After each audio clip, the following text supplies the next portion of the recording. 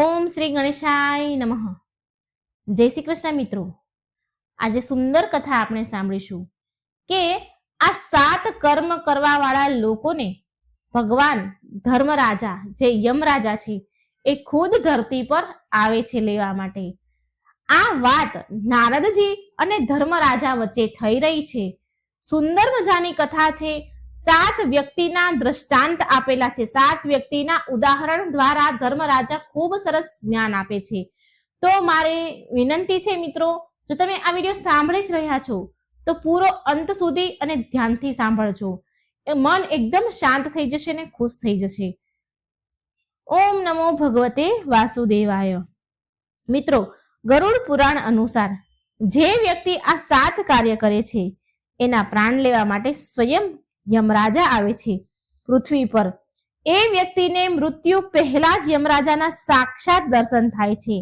આ વિષય પર એક પ્રાચીન પૌરાણિક કથા કહેવામાં આવી છે જે હું તમને સંભળાવીશ.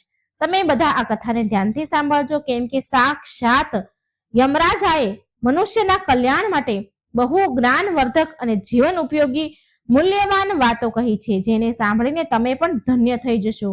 આ કથા સાંભળવા માત્રથી તમારા જીવનમાં મહાન પરિવર્તન આવશે. ચાલો સાંભળીએ મહાન કથા. પવિત્ર ઇન્દ્રલોકમાં દેવરાજ ઇન્દ્રની દિવ્ય સભાની નજીક દેવર્ષિ નારદ વિચરણ કરી રહ્યા હતા. તેમની મધુર વીણા વગાડતા વગાડતા ભગવાનના ભજન ગાઈ રહ્યા હતા. અચાનક તેમની દ્રષ્ટિ યમલોક પર જતા માર્ગ પર પડી. ત્યાંનું દ્રશ્ય અત્યંત વિલક્ષણ હતું. યમરાજા સ્વયં એના મહાન ભેંસનું જે વાહન હોય છે એના પર સવાર થઈને તેમનો દંડ અને પાશ ધારણ કરીને કોઈ ઊંડા વિચારમાં આગળ વધી રહ્યા હતા. આમ તો વ્યક્તિને લેવા માટે યમદૂતો ધરતી પર આવે છે. પ્રાણીઓની આત્માઓને લેવા માટે એનું દાયિત્વ મળેલું હોય છે તેમને. પરંતુ અહીં તો સ્વયં ધર્મરાજા ચાલી નીકળ્યા છે. દેવર્ષિ નારદે તરત જ તેની વીણાને વિરામ આપ્યો અને આશ્ચર્યથી વિચારવા લાગ્યા કે શું કોઈ એવો પુણ્ય આત્મા છે આ ધરતી પર જેને લેવા માટે સ્વયં યમરાજા જઈ રહ્યા છે, કે પછી કોઈ એવો ઘોર પાપી જન્મ્યો છે કે તેને દંડ આપવા સ્વયં ધર્મરાજાને જવું પડી રહ્યું છે. નારદજીની ઉત્સુકતા જિજ્ઞાસા વધી રહી હતી. તેમણે મનમાં નક્કી કર્યું કે યમરાજાને પૂછ્યા વિના આ રહસ્ય ખુલવાનું નથી. માટે તે જ ગતિથી આગળ વધ્યા અને યમરાજાના નજીક પહોંચી ગયા અને બોલ્યા, હે ધર્મરાજા, પ્રણામ કરું છું તમને. આજે આટલા ઉતાવળે તમે ક્યાં જાઓ છો? પૃથ્વી તરફ કેમ જઈ રહ્યા છો? એવું કયું કાર્ય આવી પડ્યું છે કે સ્વયં મહાબલી યમરાજાને જવું પડી રહ્યું છે? મારા મનમાં આ રહસ્યને જાણવાની બહુ ઈચ્છા છે. યમરાજાએ દેવર્ષિ નારદને જોઈને એમને ભેંસનું વાહન ઊભું રાખી દીધું અને સન્માનપૂર્વક ઉત્તર આપ્યો કે હે દેવર્ષિ નારદ, તમને પણ મારા પ્રણામ છે. તમે તો ભગવાન વિષ્ણુના પરમ ભક્ત છો, સંપૂર્ણ જગતના સમાચાર જાણો છો. છતાં પણ જો તમે પૂછ્યું છે તો હું તમને કહું છું કે આજે પૃથ્વી લોક પર 7 એવા મનુષ્યના પ્રાણ લેવા જઈ રહ્યો છું જેના કર્મ એવા વિલક્ષણ છે કે તેની પાસે મારે સ્વયં ઉપસ્થિત થવું જરૂરી છે. ભલે એ પાપી હોય કે પુણ્ય આત્મા હોય, મારો પોતાનો નિયમ છે કે જે પણ મનુષ્ય જીવનમાં આ 7 વિશેષ કર્મ કરે છે એને યમલોક લેવા માટે હું પોતે જાઉં છું. નારદજીની મૂંઝવણ વધારે વધી ગઈ અને બોલ્યા કે હે ધર્મરાજા, મનુષ્યના પ્રાણ લેવા માટે તો તમારા યમદૂતો જાય છે, પછી એવી કઈ વિશેષતા છે કે તમારે સ્વયં જવું પડે છે? શું એ 7 મનુષ્ય કોઈ મહાન પુણ્યના ભાગીદાર છે કે પછી એમાં કોઈ ઘોર પાપી પણ છે? યમરાજા કહે છે, હે દેવર્ષિ, મેં કહ્યું ને, ભલે એ પાપી હોય કે પુણ્ય આત્મા હોય, જો એણે એના જીવનમાં આ 7 કાર્ય કર્યા છે તો મારે સ્વયં એના પ્રાણ લેવા માટે જવું પડશે. તમારી જો ઈચ્છા હોય તો મારી સાથે ચાલો, હું તમને એ બધાના દર્શન પણ કરાવી દઈશ અને તેના કર્મ વિશે પણ તમને બતાવીશ. દેવર્ષિ નારદે વિચાર્યું કે આવો અવસર ભાગ્યે જ મળશે તો સ્વયં ધર્મરાજા સાથે પૃથ્વી લોક પર જઈને એ મનુષ્ય વિશે જાણવા મળે. માટે એ બોલ્યા, હે ધર્મરાજા, આ મારું સૌભાગ્ય હશે. હું જરૂર તમારી સાથે આવીશ. કૃપા કરી મારું માર્ગદર્શન કરો. આટલું સાંભળતા યમરાજાએ તેની ભેંસને નિર્દેશ આપ્યો કે યમલોકની સીમાને પાર કરીને એ દેવર્ષિ નારદ સાથે આકાશ માર્ગથી પૃથ્વી પર પ્રસ્થાન કરી ગયા. એ એક ઘટાદાર દુર્ગમ વન ક્ષેત્રમાં એક અત્યંત દરિદ્ર બ્રાહ્મણની ઝૂંપડી હતી. આ વન મહાક્ષય વન કહેવાતું હતું. આ વનનું વર્ણન અનેક પુરાણોમાં મળી આવે છે. ત્યાં ઋષિ મુનિઓ કઠોર તપ કરતા હતા. અનેક આધ્યાત્મિક સાધનાઓ ત્યાં સંપન્ન થતી હતી. એ વનની મધ્યમાં એટલે કે એ વનની વચ્ચે એક જર્જર થયેલી ઝૂંપડી હતી. તેની બહાર એક અત્યંત દરિદ્ર વૃદ્ધ બ્રાહ્મણનું મૃત શરીર પડ્યું હતું. ત્યાં તો ન કોઈ પરિજન હતું કે ન કોઈ મિત્ર કે ન કોઈ પાડોશી. ચારેય બાજુ સુનકાર હતું. માત્ર સુકાયેલા પાંદડાનો અવાજ અને ક્યારેક ક્યારેક પક્ષીઓનો અવાજ સંભળાતો હતો. એ એકદમ સુનકાર હતો. ત્યાં યમરાજા અને દેવર્ષિ નારદ ત્યાં પહોંચ્યા જ્યાં વૃદ્ધ બ્રાહ્મણનું મૃત શરીર પડ્યું હતું. દેવર્ષિએ વૃદ્ધ બ્રાહ્મણના મૃત શરીરને જોયું તો એનું હૃદય જરાક વિચલિત થઈ ગયું. તેમણે યમરાજાને પૂછ્યું કે હે ધર્મરાજા, આ કોણ છે? અહીં તો આની સંભાળ માટે કોઈ નથી દેખાઈ રહ્યું. આના પરિવારવાળા ક્યાં છે? યમરાજાએ એ મૃત બ્રાહ્મણના શરીર પાસે ઊભા રહીને ગંભીર સ્વરમાં જવાબ આપ્યો કે હે દેવર્ષિ નારદ, આનું નામ સત્યવ્રત છે. આ એના સમયનો અત્યંત વિદ્વાન બ્રાહ્મણ હતો, પરંતુ જીવનભર એણે સત્યનું જ પાલન કર્યું છે. બ્રાહ્મણે ક્યારેય અસત્ય નથી બોલ્યું, ક્યારેય કોઈની સાથે છળ કપટ નથી કર્યા અને ધર્મના માર્ગથી ક્યારેય વિચલિત નથી થયા. ક્યારેક ધર્મનો માર્ગ એણે નથી છોડ્યો, ક્યારેય ધર્મના માર્ગ એણે છોડ્યો જ નથી. પરિણામ સ્વરૂપ એ ગરીબીથી ઉભરી ન શક્યો. સમાજમાં બધાએ સત્યવ્રતનું તિરસ્કાર કર્યો, કેમ કે એ સત્ય બોલતો હતો. સત્ય બોલતા સમયે કેટલી વાર આ લોકોને અપ્રિય લાગતો હતો. જુઓ, આ સંસારમાં કેટલાય એવા મનુષ્ય છે જે છળ કપટ, જૂઠ બોલે છે અને બેઈમાની ના માધ્યમથી ધન અને સુવિધાઓની વ્યવસ્થા કરે છે. સત્યવ્રતે એવું ક્યારેય નથી કર્યું, માટે એણે સદાય સત્યનો સાથ આપ્યો છે. શાસ્ત્રોમાં કહેવાયું છે કે સત્યમ વદ ધર્મમ ચર, એટલે કે સદા સત્ય બોલો અને ધર્મના માર્ગ પર ચાલો. આ બ્રાહ્મણે તેનું પૂરું જીવન આ સિદ્ધાંત પર નિભાવ્યું છે, જીવ્યા છે. બની શકે કે ભૌતિક દ્રષ્ટિથી એનું જીવન સંઘર્ષમય રહ્યું હશે, પરંતુ આધ્યાત્મિક દ્રષ્ટિથી આ એક મહાન પુણ્ય આત્મા છે. નારદજીએ એની નિસહાય દયનીય સ્થિતિ જોઈને કહ્યું, વ્યાકુળ થઈને બોલ્યા કે હે ધર્મરાજા, શું આ બ્રાહ્મણે એના જીવનમાં કોઈ પાપ કર્યા છે? શું એણે ક્યારે કોઈના મન દુખાવ્યા છે? યમરાજા બોલ્યા કે આ સત્યવ્રત બહુ વિનમ્ર હતા. એ સત્ય બોલતા સમયે પણ આ કોઈનો અનાદર કરતા નહીં. અત્યંત વિનમ્રતા પૂર્વક એના વિચાર રાખે. પણ સત્ય કડવું હોય છે ને, કેટલાક લોકોને અસુવિધા થઈ જતી હતી, પરંતુ આ બ્રાહ્મણના પુણ્ય એટલા મહાન છે કે આને લેવા માટે મારે સ્વયં આવવું પડ્યું. આ મારો નિયમ છે કે જે મનુષ્ય જીવનભર સત્યનું પાલન કરે છે અને કોઈને કષ્ટ પહોંચાડ્યા વિના ધર્મના માર્ગ પર અટલ રહે છે, એને લઈ જવા માટે હું સ્વયં આવું છું ધરતી ઉપર. ભલે એ વ્યક્તિ ધન સંપત્તિથી વંચિત કેમ ન રહ્યો હોય. હવે યમરાજાએ દિવ્ય અધિકારથી સત્યવ્રતના આત્મા તેના મૃત શરીરમાંથી નીકાળી લીધી. એવી આત્મા બહાર નીકળી. તેના મુખ પર એક અદ્ભુત તેજ હતું. સત્યવ્રતની આત્માએ નારદજીને પ્રણામ કર્યા, યમરાજાને પણ પ્રણામ કર્યા. યમરાજાએ તેને સાંત્વના આપી અને ઈશારો કર્યો કે હવે આગળ ચાલવાનું છે.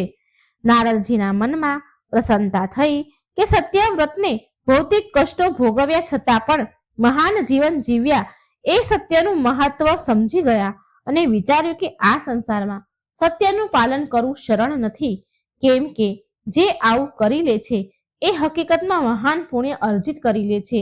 આ પ્રકારે યમરાજાએ સત્યવ્રતના પ્રાણ લઈને તેના દિવ્ય માર્ગ પર તે આગળ પ્રસ્થિત તે આત્માને કરી દીધી.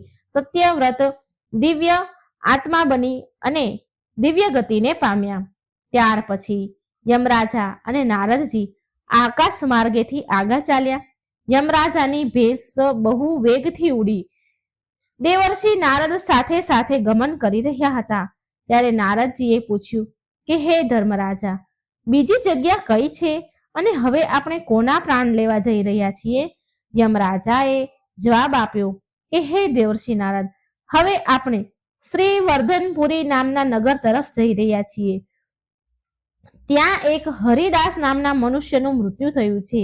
એ એક એવો મનુષ્ય હતો જેણે માત્ર જીવનભર માતૃદેવો ભવ, પિતૃદેવો ભવ અને આચાર્ય દેવો ભવના સિદ્ધાંતનું પાલન કર્યું છે. તેણે તેના માતા પિતા અને ગુરુજનની એટલી સેવા કરી છે કે એના પુણ્ય પણ અપાર છે. માટે એના પ્રાણ લેવા માટે મારે સ્વયં જવું જરૂરી છે. નારદજી બોલ્યા, આ સાચુંમાં સૌભાગ્યની વાત છે કે આજ મને તમારી સાથે પુણ્ય આત્માઓના દર્શન કરવાનો અવસર મળ્યો છે. મને થોડી જ વારમાં એ શ્રીવર્ધનપુરી નામના પ્રાચીન નગરની ઉપર પહોંચ્યા. ત્યાં એક નાની એવી ઝૂંપડી હતી, પરંતુ એની બહાર અમુક લોકો દુઃખી થઈને ઊભા હતા.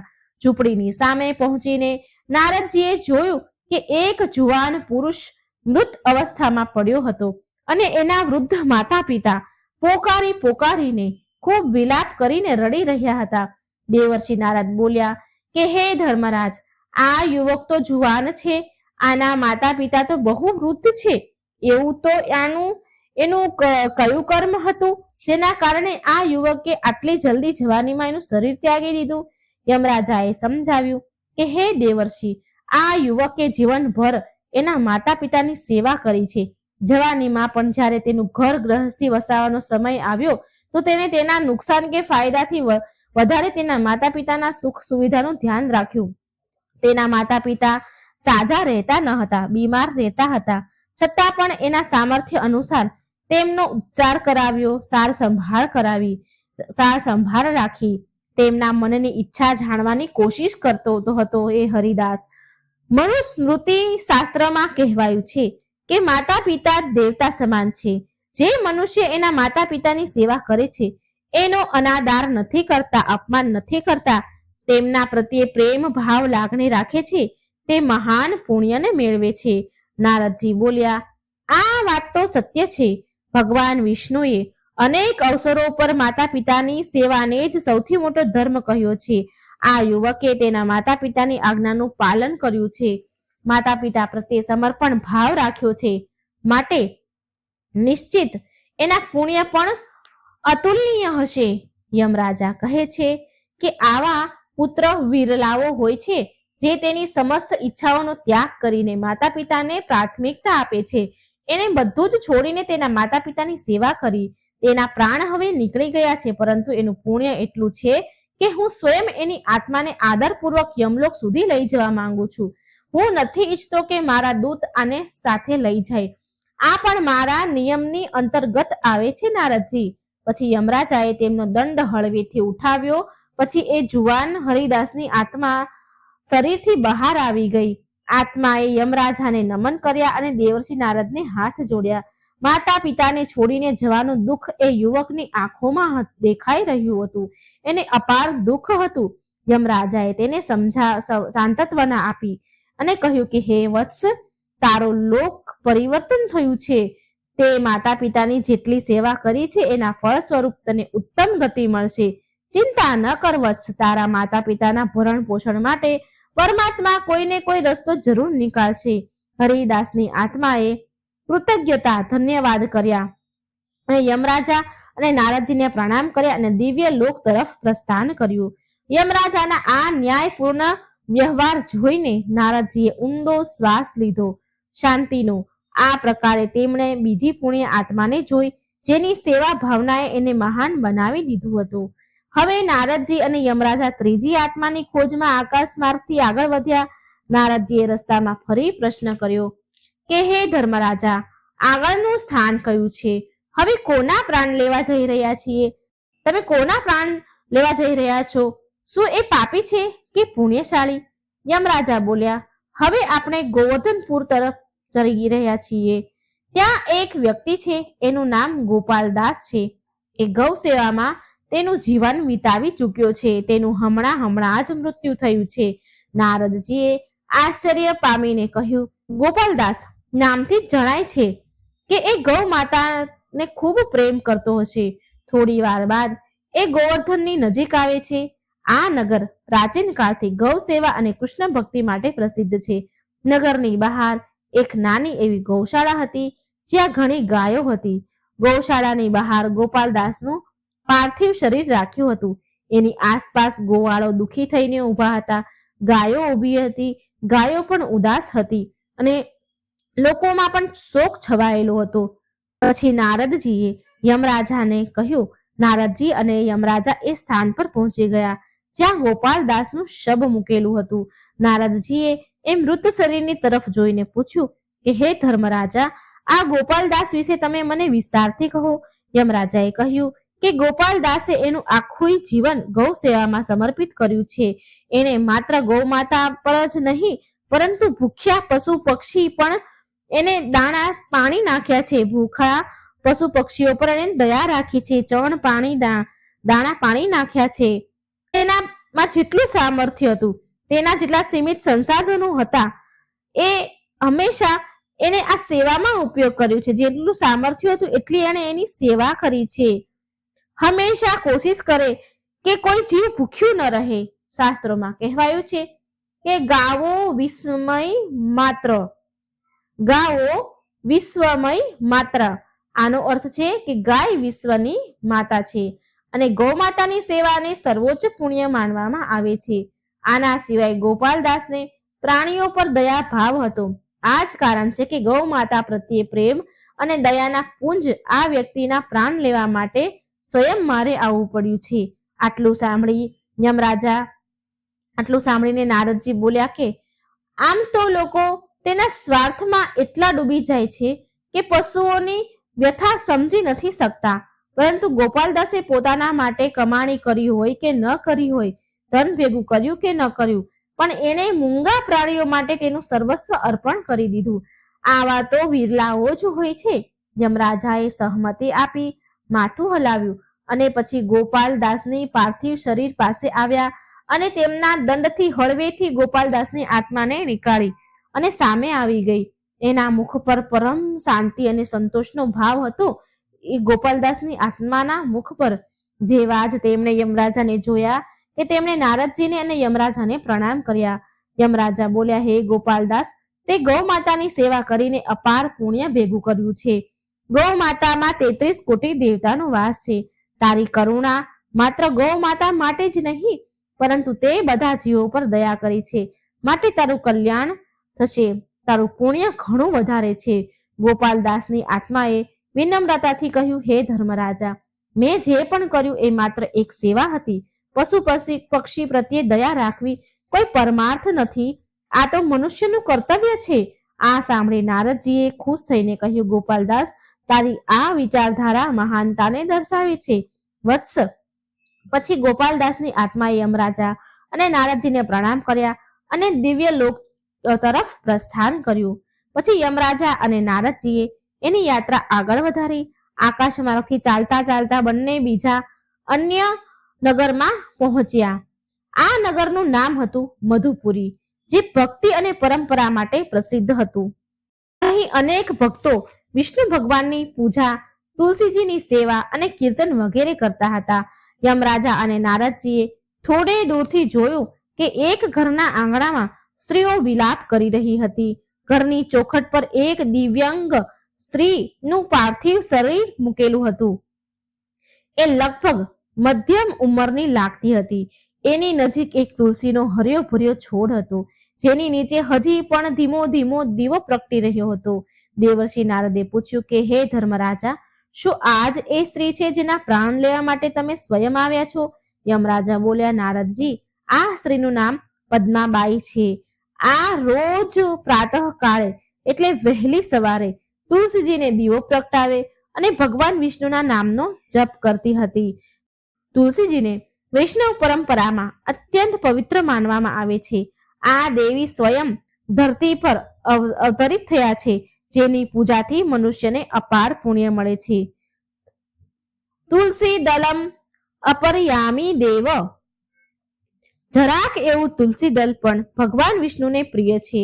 માટે પદ્માબાઈ તેની આખી જિંદગી ભક્તિ અને સમર્પણના કારણે વિશિષ્ટ સ્થાન મેળવ્યું છે. પદ્માબાઈએ પછી ઘરના આંગણામાં પ્રવેશ થતા જ યમરાજા અને નારદજીએ જોયું કે પાડોશીની સ્ત્રીઓ પદ્માબાઈ પાસે બેઠેલી હતી. તેનો પતિ અને પુત્રો પણ રડીને વિલાપ કરી રહ્યા હતા, ખૂબ રડી રહ્યા હતા. ઘરના આંગણામાં તુલસી ક્યારો હતો, જ્યાં પદ્માબાઈ રોજ જળ ચડાવતા હતા. ત્યાં એક કળશ રાખ્યો હતો, ત્યાં ગંગાજળ હતું અને દીવો હજી ધીરો ધીરો પ્રગટી રહ્યો હતો. ત્યાં નારદજીએ કૌતૂહલપૂર્વક પૂછ્યું કે હે ધર્મરાજા, તુલસીજીની પૂજાનું એટલું શું મહત્વ છે કે તમે સ્વયં આવવાનો નિયમ બનાવ્યો છે? યમરાજાએ વિસ્તારથી સમજાવ્યું કે તુલસી સ્વયં લક્ષ્મી સ્વરૂપા છે. પદ્મ પુરાણ અને અન્ય કેટલાય ગ્રંથોમાં વર્ણન છે કે તુલસી પૂજા કરવા વાળા મનુષ્યના મોટામાં મોટા પાપ નષ્ટ પામે છે. ભગવાન વિષ્ણુને જો તુલસી દલ અર્પણ કરવામાં આવે તો પ્રભુ અત્યંત પ્રસન્ન થાય છે. પદ્માબાઈએ આ નિયમ એના જીવનમાં ક્યારેય તોડ્યો ન હતો. વરસાદ હોય કે ઠંડી હોય, તેણે રોજ તુલસીને જળ અર્પણ કર્યું હતું. રોજ તુલસીજીને દીવો પ્રગટાવ્યો છે અને ભક્તિ ભાવથી સ્તુતિ કરી છે. આ ભક્તિ અને સેવાનું અદ્ભુત સ્થાન એને મેળવ્યું છે. ભક્તિ અને સેવાનો અદ્ભુત મેળ છે. આટલું કહીને યમરાજાએ પદ્માબાઈના શવ પાસે જઈને એમનો દંડ ઉઠાવ્યો અને સંકેત આપ્યો અને તેની શરીરથી આત્મા નીકળી અને સામે આવી ગઈ. આત્મા અત્યંત શાંત અને દિવ્ય પ્રતીત થઈ રહી હતી. તેણે ઝૂકીને યમરાજા અને નારદજીને પ્રણામ કર્યા. યમરાજાએ સ્નેહભર્યા અવાજે કહ્યું, હે પદ્માબાઈ, તમે ઘર ગૃહસ્થી જવાબદારી નિભાવતા છતાં પણ સમર્પણ ભાવથી તુલસીજીની પૂજા કરી છે. આ અનુકરણીય છે. ધર્મના માર્ગ પર ચાલતા ગૃહસ્થ ધર્મનું પાલન કરીને પણ પરમાત્માની ભક્તિ સંભવ છે. આ સંદેશ તમે આપ્યો છે. પદ્માબાઈની આત્મા બોલી, હે ધર્મરાજા, આ બધી તો ભગવાનની કૃપા છે. મેં માત્ર મારા મન અને વિશ્વાસનું પાલન કર્યું છે. મને ખબર ન હતી કે મને આવું દિવ્ય ફળ પણ મળશે. આના ઉપરાંત પદ્માબાઈની આત્મા પણ યમલોક જવા તૈયાર થઈ ગઈ. પાછળ એનો પરિવાર વિલાપ કરતો રહ્યો, પરંતુ યમરાજાએ વાર કર્યા વિના આગળ પ્રસ્થાન કરવાનો નિર્ણય કર્યો. દેવર્ષિ નારદ પણ સાથે હતા.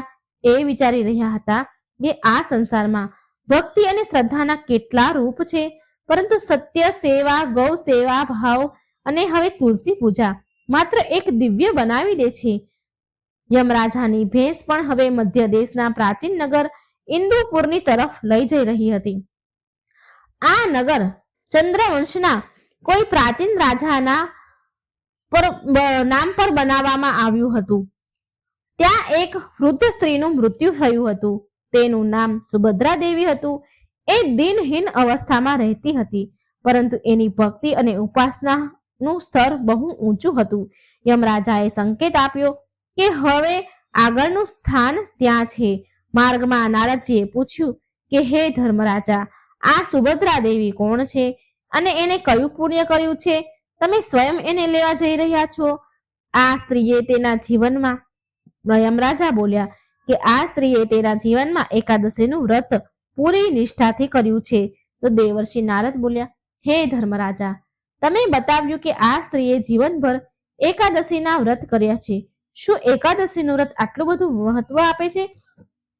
યમરાજા બોલ્યા, હે દેવર્ષિ, એકાદશી વ્રત ભગવાન વિષ્ણુને અત્યંત પ્રિય છે. એકાદશી સ્વયં હરિનો દિવસ માનવામાં આવે છે. વિષ્ણુ પુરાણ, પદ્મ પુરાણ વગેરેમાં એકાદશીનો મહિમા વિસ્તારપૂર્વક બતાવવામાં આવ્યો છે. એકાદશીનું વર્ણન છે, મનુષ્ય જો શ્રદ્ધા અને નિયમપૂર્વક એકાદશીનું વ્રત કરે તો એના અનેક જન્મોના પાપ કપાઈ જાય છે અને તેના પર ભગવાન વિષ્ણુની વિશેષ કૃપા થાય છે. સુભદ્રા દેવીએ યુવા અવસ્થાથી લઈને તેના અંતિમ સમય સુધી એકાદશી વ્રત નથી છોડ્યા. ભલે ઋતુ મોસમ ગમે તેવું હોય, પરિસ્થિતિ ગમે તેવી હોય, ભલે પૈસા હોય કે ન હોય, પણ એમણે એકાદશીના વ્રત પૂર્ણ કર્યા છે. આમ વાત કરતા કરતા એ ઇન્દુપુર પહોંચી ગયા. શહેરના ખૂણામાં એક જૂનું મકાન હતું. જ્યાં સુભદ્રા દેવીનું જૂનું મકાન હતું ત્યાં અમુક પાડોશી સ્ત્રીઓ અને 4-5 પરિજન ભેગા થયા હતા. સુભદ્રા દેવીના સંબંધિત આમ તેમ હતા. એનો મતલબ કે બહાર ગામ નગરોમાં રહેતા હતા. ત્યાં હાજર કોઈ ન હતું, માટે અંતિમ સમયમાં કોઈ સગું હતું નહીં. નારદજી અને યમરાજા એ સ્થાન પર પહોંચી ગયા જ્યાં સુભદ્રા દેવીનું શબ હતું. નારદજીએ દિવ્યંગ વૃદ્ધ સ્ત્રીને જોઈને વીણાને ધીમેથી વગાડીને પ્રશ્ન કર્યો કે હે ધર્મરાજા, આ વૃદ્ધ ડોશીમાનું પૂરું જીવન શું ઇન્દુપુર નગરમાં જ વીત્યું છે? યમરાજા બોલ્યા, હા, સુભદ્રા દેવી અહીં જ મોટા થયા છે. એના પતિનું દેહાંત બહુ સમય પહેલા થઈ ગયો હતો. ત્યાર પછી એમણે એનો વધારેમાં વધારે સમય ભક્તિ, કીર્તન, વ્રત, ઉપવાસમાં વિતાવ્યો. વિશેષ એકાદશીના દિવસે સૂર્યોદય પહેલા ઉઠતા, સ્નાન કરે અને મંદિર જઈને ભગવાન વિષ્ણુનો દીવો પ્રગટાવતા અને આખો દિવસ વ્રત રાખે અને એકાદશીની કથા સાંભળે, ભજન કીર્તન કરે અને બીજાને પણ કથા સંભળાવતા. નિર્જલ કે ફરાહાર જેમ એની શક્તિ હોય એ પ્રમાણે મેં એકાદશીનું વ્રત કર્યું છે. જે મનુષ્ય નિયમપૂર્વક એકાદશી કરે છે એને ભવસાગર પાર કરવામાં સરળતા મળે છે. વ્યક્તિ એના પાપોમાંથી મુક્ત થઈ જાય છે અને તેના ચિત્તને શુદ્ધ કરે છે. પછી યમરાજાએ દંડ ઉઠાવ્યો, ઈશારો કર્યો અને એની આત્મા નીકળીને સામે આવી ગઈ. સુભદ્રા દેવીએ યમરાજા અને નારદજીને પ્રણામ કર્યા. આત્માના મુખ પર ભક્તિ અને અદ્ભુત તેજ હતું. યમરાજા બોલ્યા, હે સુભદ્રા દેવી, તમે જીવનભર એકાદશીના વ્રત કર્યા છે. એકાદશી કરીને જે ભક્તિ કરી છે એ અતુલનીય છે. તમને તમારા પુણ્યનું શ્રેષ્ઠ ફળ મળશે. હું સ્વયં તમને લેવા આવ્યો છું, વિદાય આપવા આવ્યો છું. આમ સુભદ્રા દેવીની આત્મા પણ દિવ્ય ગતિને પ્રાપ્ત થઈ. યમરાજાએ જોયું કે નારદજીના મનમાં એકાદશી વ્રતની ઊંડી શ્રદ્ધા બેસી ગઈ છે. નારદજી મનમાં વિચાર કરી રહ્યા છે કે ભગવાનની ભક્તિ કોઈને પણ દિવ્ય બનાવી શકે છે. ત્યાર પછી યમરાજા અને નારદજીએ સુભદ્રા દેવીના ઘરેથી નીકળીને આકાશ માર્ગે ચાલતા થયા. માર્ગમાં નારદજીએ પૂછ્યું, હે ધર્મરાજા, હવે આપણે ક્યાંય પુણ્ય આત્માને મળવા જઈ રહ્યા છીએ? યમરાજા બોલ્યા કે હવે આપણે પ્રભાસપુરી જવાનું છે. ત્યાં એક ધનવાન પુરુષ હમણાં જ સ્વર્ગવાસ થયા છે. એ બહુ ઉદાર હૃદયના હતા. તે અતિથિની સેવા સત્કાર કરતા. અતિથિઓની સેવા, અન્નદાન, જળદાન વગેરે કરતો હતો. તેનું નામ છે ઉદારસેન. દેવર્ષિ નારદ બોલ્યા કે તમે કહ્યું હતું કે ભલે પાપી હોય કે પુણ્ય આત્મા, જેના કર્મ વિશિષ્ટ હોય એને લેવા તમે સ્વયં જાઓ છો. હમણાં સુધી એ બધા આત્મા જે રૂપ જોયા, જે આત્મા જોઈ, એ કોઈ પાપી ન હતી. કોઈ પાપી નથી મળ્યું હજી સુધી. યમરાજા હસીને બોલ્યા કે હમણાં આગળ જઈને બધું સમજાઈ જશે નારદજી, પણ હમણાં તો ઉદારસેન એક પુણ્ય આત્મા છે. અતિથિ દેવો ભવ અને અન્નદાનમ પરમ દાનમ, આ બંને સિદ્ધાંતનું તેણે જીવનભર પાલન કર્યું છે. આ જ કારણ છે કે તેને પુણ્ય વધારે પ્રચુર માત્રામાં છે. તેના બંને થોડી વારમાં પ્રભાસપુરી પહોંચ્યા. ત્યાં ઉદારસેનનો વિશાળ ભવન હતો. બહુ મોટો મહેલ હતો. એની બહાર ભેગા થયેલા જન સમૂહ શોકમગ્ન હતા. ભવનની બહાર ઉદારસેનનું પાર્થિવ શરીર એક દિવ્ય સૈયા પર મૂકેલું હતું. પરિવારના લોકો ખૂબ રડી રહ્યા હતા. નારદજી અને યમરાજા ત્યાં પહોંચ્યા. ભવ્ય ભવનમાં ઉદાસી છવાઈ ગઈ હતી. નારદજી બોલ્યા, હે ધર્મરાજા, એવું લાગે છે કે આ વ્યક્તિ અત્યંત સમૃદ્ધ હતો. યમરાજા બોલ્યા, હા, આ તેના નગરનો સૌથી ધનવાન વૈશ્ય હતો, પરંતુ એણે ક્યારેય ધનનો દુરુપયોગ નથી કર્યો. નારદજી, એ સદાય અન્નદાન, વસ્ત્રદાન, જળદાન, ગૌદાન વગેરે પુણ્ય કર્મમાં લાગેલ રહેતા હતા. આનું ઘર સતત અતિથિઓથી ભરેલું રહેતું હતું. કોઈ રાહગીર એટલે કે વટે માર્ગું પસાર થાય તો એ ભૂખ્યું ન રહે એવી હંમેશા એની ઈચ્છા અને કોશિશ રહેતી હતી.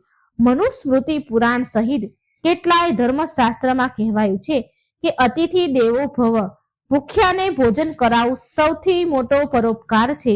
આને અન્નદાનમ પરમદાનમ કહેવાયું છે.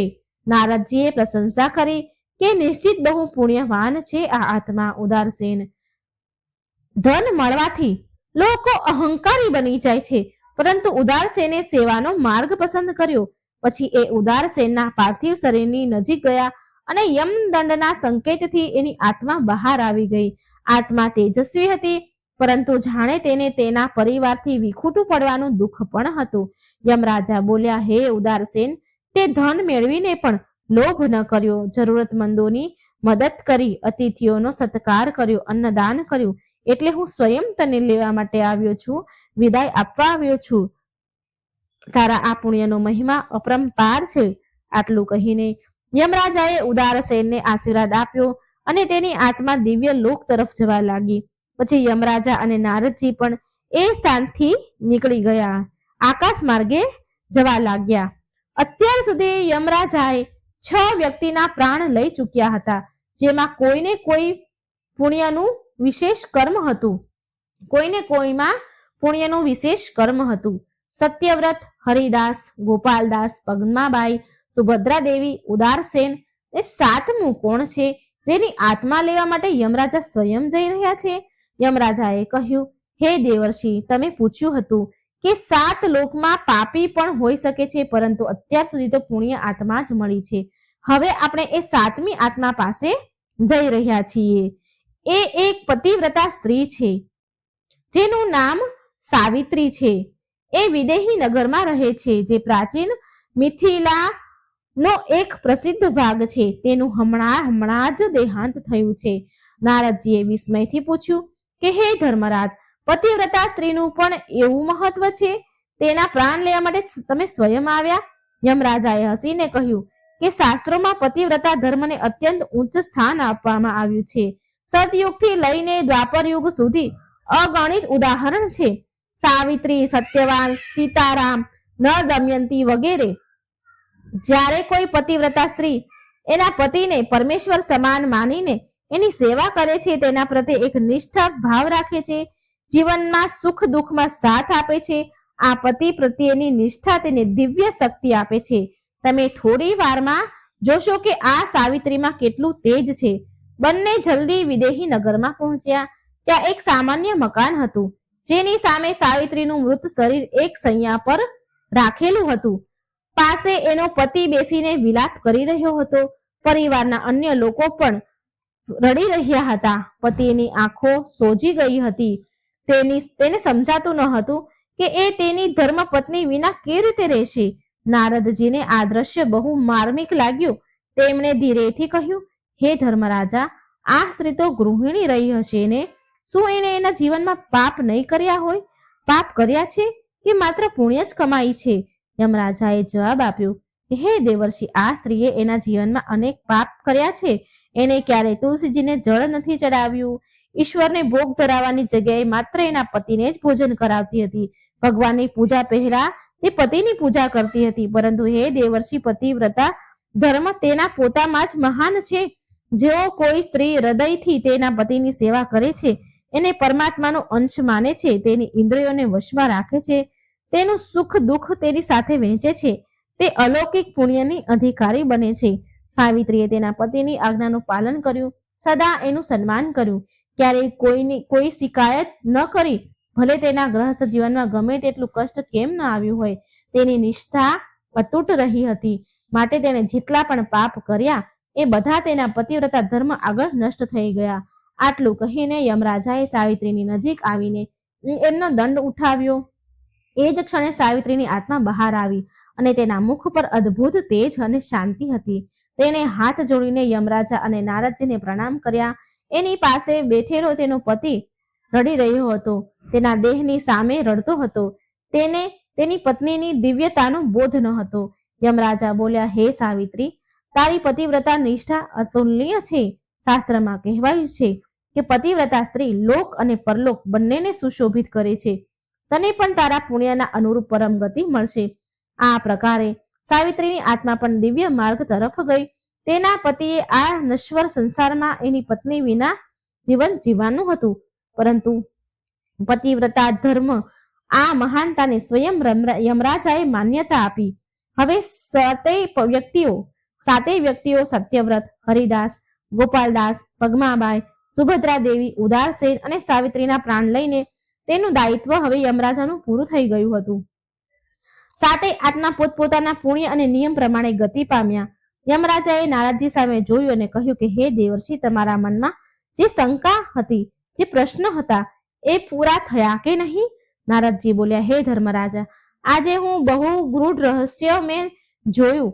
તમે આમ તો યમદૂતોને મોકલો છો પ્રાણ લેવા માટે, પણ આજે તમે આ સાતેય મનુષ્યના પ્રાણ લીધા. હવે હું સમજી ગયો છું કે આ 7 કર્મ કેટલા મહાન છે. સત્યનું પાલન, માતા પિતા અને ગુરુની સેવા, ગૌ સેવા, પ્રાણી માત્ર પર, જીવ પર દયા, તુલસીજીની પૂજા અને ભક્તિ, એકાદશી વ્રતનું પાલન, અતિથિ સેવા અને અન્નદાન અને પતિવ્રતા ધર્મ, આ સત્ય બહુ વિલક્ષણ નિયમ છે જે તમે બનાવ્યા છે. યમરાજા બોલ્યા કે હા નારદજી, આ 7 કર્મ મનુષ્યને પવિત્ર બનાવે છે. પવિત્રતા, સેવા અને ધર્મની ભાવનાથી જોડે છે.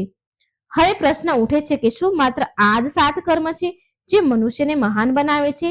તો જવાબ છે કે ધર્મના ઘણા બીજા પણ રૂપ છે, પરંતુ આ 7 એવા પ્રમુખ કર્મ છે જેને કરવા વાળો મનુષ્ય નિસંદેહ દિવ્ય પુણ્યને અધિકારી બને છે.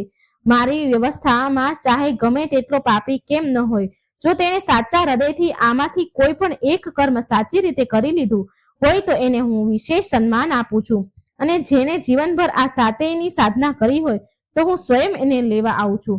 નારદજીએ હાથ જોડીને કહ્યું કે હે ધર્મરાજા, તમારી ન્યાય પ્રિયતા અને નિયમ અદ્ભુત છે. તમે આજે મારું હૃદય ખુશ કરી દીધું. હું આ જ્ઞાનને જરૂર લોકોના કલ્યાણ માટે આનો પ્રચાર કરીશ, જેનાથી અધિકથી અધિક લોકો, વધારેમાં વધારે લોકો સત્ય, સેવા, ભક્તિ, ધર્મના માર્ગ પર ચાલે. યમરાજાએ વચન કહ્યા કે જરૂર દેવર્ષિ નારદ, તમે સ્વયં નારદજી છો, જે સંપૂર્ણ ત્રિલોકમાં વિચરણ કરો છો અને હરિભક્તિનો પ્રચાર કરો છો. જે પણ મનુષ્ય આ 7 કર્મને સમજીને જીવન સમજશે અને જીવનમાં ઉતારશે તો નિશ્ચિત રૂપે પરમ ગતિને પામશે, ઉત્તમ ગતિ મેળવશે. આટલું કહીને યમરાજાએ નારદજીને પ્રણામ કર્યા અને તેમનું વાહન લઈને યમલોક પ્રસ્થાન કર્યું. દેવર્ષિ નારદ પણ એમના પ્રણામ કર્યા એમને, અને તેમના સ્વભાવ અનુસાર વીણા વગાડી ભગવાનના ગુણગાન કરતા કરતા દેવલોકની યાત્રા કરવા લાગ્યા. આ પ્રાચીન કથાનો સાર એ છે કે મનુષ્યના કર્મ જ એને મહાન અને તુચ્છ બનાવે છે. સત્ય કર્મની મહિમા સદાથી વર્ણિત છે, પણ અનેક વાર આપણને એ ભાન નથી રહેતું કે આપણા નાના નાના દેખાવા વાળા કર્મ પણ આટલું અલૌકિક પુણ્ય પ્રદાન કરી દે છે. સત્યવ્રતની કથા આપણને શીખવે છે કે જીવનભર સત્યનું પાલન કરવું જોઈએ. ભલે ભૌતિક લૌકિક સુખ ન મળે કે ઓછું મળે, પરંતુ આધ્યાત્મિક મહાનતા અવશ્ય મળે છે. હરિદાસના ઉદાહરણથી શીખવા મળે છે માતા પિતાની સેવા, ગુરુની સેવા સૌથી મોટો ધર્મ છે.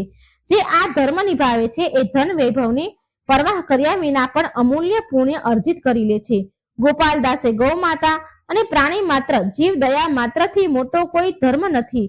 પગમાં બાઈ તુલસીજીની નિત્ય પૂજા કરીને દેખાડી દીધું કે ભક્તિ અને શ્રદ્ધાનું એક નાનું એવું અનુષ્ઠાન મનુષ્યને કેટલું ઊંચું ઉઠાવી શકે છે. સુભદ્રા દેવીએ એકાદશીનું વ્રતનું મહત્વ બતાવ્યું, જેના પુણ્ય ફળ અનંત છે. જે મનુષ્ય ચિત્ત પવિત્ર કરી પરમાત્માના ભક્તિમાં લગાવી દે છે મન, તેનો ઉદ્ધાર નિશ્ચિત છે. જેમ ઉદાર સેને અન્નદાન, અતિથિ સેવા અને દાન પુણ્યની મહાનતા દર્શાવી, તેમણે અતિથિ દેવો ભવ તથા અન્નદાનમ પરમ દાનમ જેવા વચનોને ચરિતાર્થ કર્યું. સાવિત્રીએ પતિવ્રતા ધર્મને સમજાવ્યો, જ્યાં પતિ પત્નીના પારસ્પરિક પ્રેમ અને નિષ્ઠાના ઈશ્વરીય સ્થાન પ્રાપ્ત કર્યું.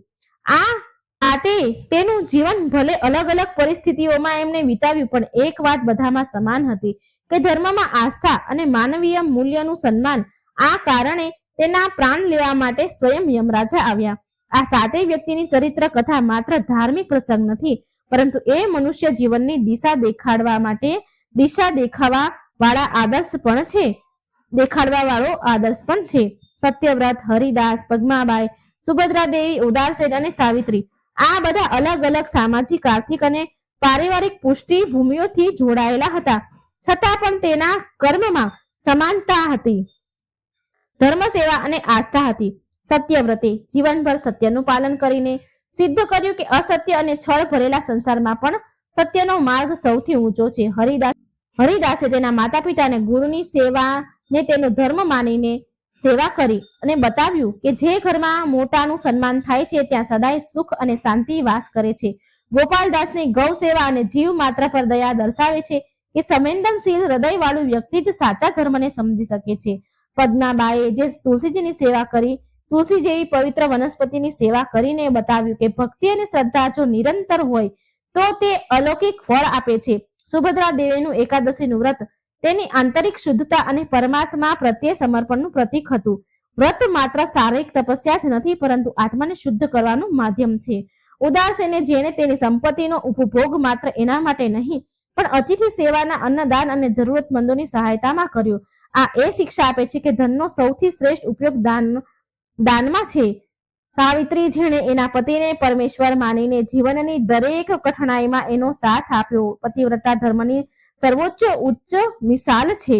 આ બધા ઉદાહરણોમાં એક ગૂઢ રહસ્ય છુપાયું છે. જ્યારે કર્મ પવિત્ર હોય છે તો આત્મા સ્વતઃ દિવ્યતાને પ્રાપ્ત કરે છે.